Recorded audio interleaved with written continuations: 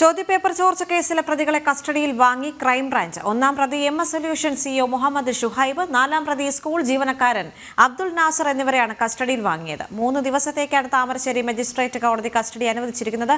ദിസ്ന സുരേഷ് ചേരുന്നുണ്ട്. ദിസ്ന, മറ്റ് വിവരങ്ങൾ എന്തൊക്കെയാണ്? ദിവസത്തേക്കാണ് താമരശ്ശേരി മജിസ്ട്രേറ്റ് കോടതി കസ്റ്റഡി നൽകിയിരിക്കുന്നത്.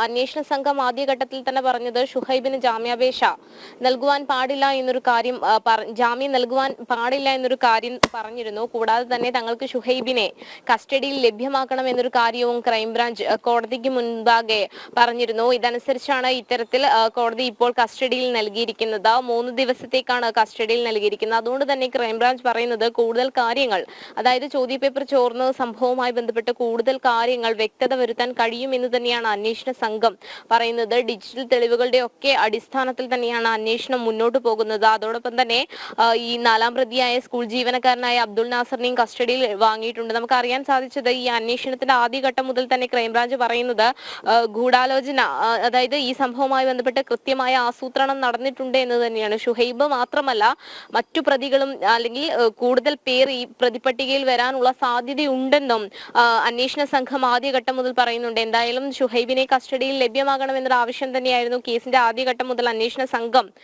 വ്യക്തമാക്കിയിട്ടുള്ളത്. എന്തായാലും 3 ദിവസത്തേക്കാണ് താമരശ്ശേരി മജിസ്ട്രേറ്റ് കോടതി ഇപ്പോൾ കസ്റ്റഡിയിൽ അനുവദിച്ചിട്ടുള്ളത്. ഈ കസ്റ്റഡിയിൽ കിട്ടിയതിനു ശേഷം കൂടുതൽ ചോദ്യം ചെയ്യൽ ഉണ്ടാവും എന്ന് തന്നെയാണ് അറിയാൻ സാധിച്ചിട്ടുള്ളത്. ഈ ചോദ്യം ചെയ്യലിൽ കൂടുതൽ ആളുകൾ അല്ലെങ്കിൽ കൃത്യമായ ഒരു ആസൂത്രണം നടന്നിട്ടുണ്ട് എന്നതിൽ കൃത്യമായ വ്യക്തത വരുന്നതോടൊപ്പം കൂടുതൽ ആളുകളെ കൂടി ഈ പ്രതിപട്ടികയിൽ ഉൾപ്പെടുത്താൻ കഴിയുമെന്നൊരു വിശ്വാസത്തിൽ തന്നെയാണ് അന്വേഷണ സംഘം നിലവിലുള്ളത്. ദേവിക.